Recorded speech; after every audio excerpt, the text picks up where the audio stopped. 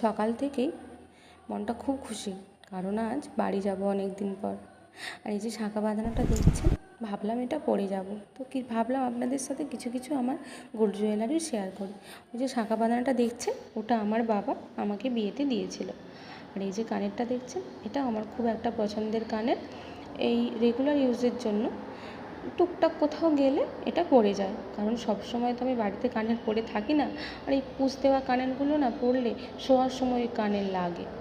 আর এই যে মঙ্গলসূত্রটা দেখছেন, এটা আমার মা আমার শাদির সময় কিছু টাকা দিয়েছিল, আর আমার হাজব্যান্ড কিছু টাকা দিয়ে এই মঙ্গলসূত্রটা বানিয়ে দিয়েছে।